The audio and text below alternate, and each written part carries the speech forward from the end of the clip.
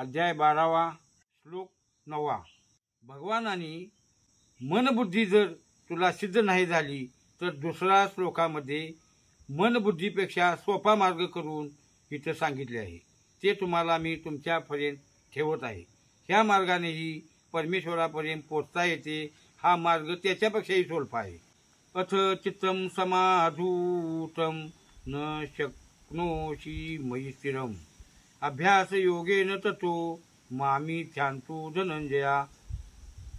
अथवा हे चित्त मनबुद्धी सहित माझ्या ठाई अचुंबित न शक्ती देवो तरी गा ऐसे करी या आठा प्रहारा माझारी मोठिके निमित्तपरी जे तुझाई।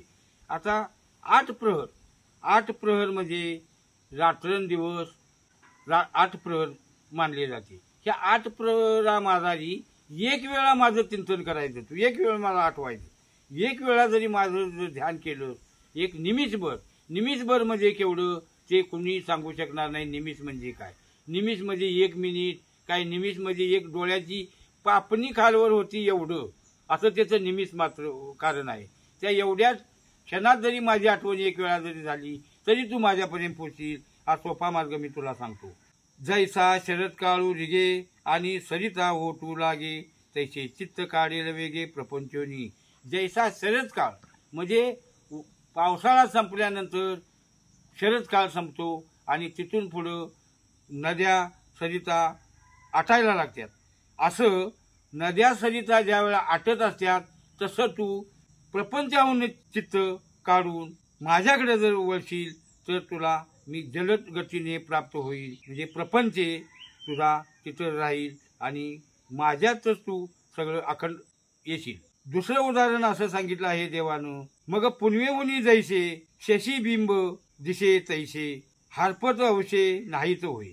याचा अर्थ असा होतो की पौर्णिमेला पूर्ण चंद्र असतो आणि पौर्णिमेला पूर्ण तेज असते।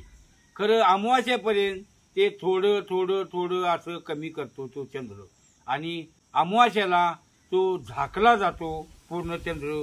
त्या टायमाला सगळं तेज निघून जातं।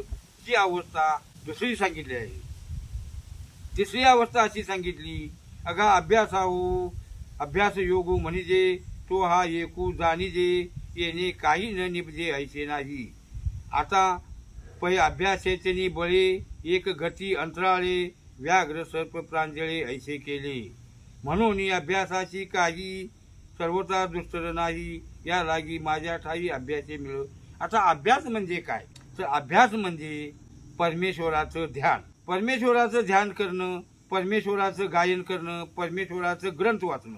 परमेश्वर जिथं जिथं सांगितला तिथं तिथं आपलं मन लावणं, असं हे अभ्यास करणं म्हणजे ग्रंथ वाचन करणं। ग्रंथ वाचन करणं म्हणजे कोणता ग्रंथ वाचन करावा कोणता नाही असं इथं काही नाही। तर ज्ञानेश्वरी, तुकाराम गाथा, एकनाथ गाथा, सिद्धांत बोध, भक्तिविजय, रामायण, महाभारत आणि दासबोध आणि याच्यानंतर गुरुगाथे अनेक आहेत। असे सगळ्याचं जरी तुम्ही अध्ययन केलं तरी चालतंय। ही माझी भक्ती आहे आणि ह्या भक्तीनं मी तुला अकस्मात प्राप्त असं सिद्ध साधन जोडू शकतो आणि त्यावेळा माझी कृपा आणि गुरुकृपा होत असते। त्यावेळा माझे स्वरूप तू जाणू शकशील। त्या स्वरूपामध्ये मी कसा आहे ही तुझी इच्छा पूर्ण होणार आणि त्या इच्छेसवे तू माझ्यातच राहणार। पुन्हा जन्म मरणाचा फेरा चुकणार नाही। म्हणजे ह्या देहाची गती प्रपंचातून बाहेर निघली। प्रपंच म्हणजे नेमकं काय, तर देहाची अवस्था परमेश्वरापर्यंत नेऊन भिडवणे ही प्रपंच व्यवस्था आहे। आता प्रपंच रचना म्हणजे आपला संसार, घर करणे, दार करणे, अनेक काहीतरी करणे, शेतीवाडी करणे, पोरं बाळ सांभाळणे, हा प्रपंच होतच नाही। तो प्रपंच जर तुम्हाला जर सांगितला कीर्तनगारांनी किंवा अनेक कुणीतरी तत्वज्ञानांनी तर ह्यो प्रपंच देवापर्यंत जाण्याचा नाही आहे। ह्यो फक्त जगण्यासाठी इथं आहे। आपलं कार्य पोरं कशी जगवायची, आपण कसं जगायचं, आपण जर नाही जगलो तर परमेश्वराची भेट घेण्यासाठी आपण पंढरीची वारी करू शकणार नाही। आपली पोरं जर मोठी नाही केली तर आपल्याला उतार वयात कोण सांभाळणार। हा प्रपंच म्हणजे देवापर्यंत जाण्याचा प्रपंच नाही। आणि हे कुणी तत्वज्ञानांनी सांगू नये आणि हे तत्वज्ञानांनी जर हे ज्ञान सांगितलं तर ह्या प्रपंचातून परमात्मापर्यंत पोहोचता येत नाही।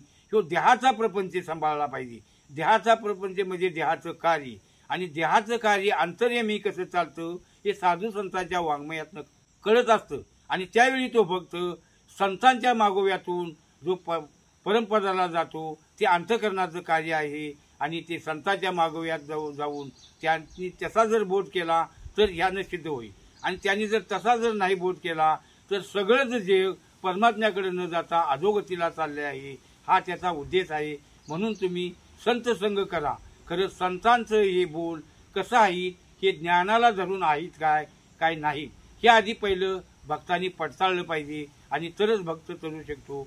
असं हे ज्ञान, स्वरूपी ज्ञान तिथपर्यंत पोहोचण्यासाठी एवढा उपदेश मी तुम्हाला माझ्या मतीनं प्रेरित करीत आहे. आणि तो भगवंत कृपेनं होत असतो. मी स्वतःची इच्छा इथं वापरलेली नाही, आणि माझं मनबुद्धी इथं काहीही करत नाही.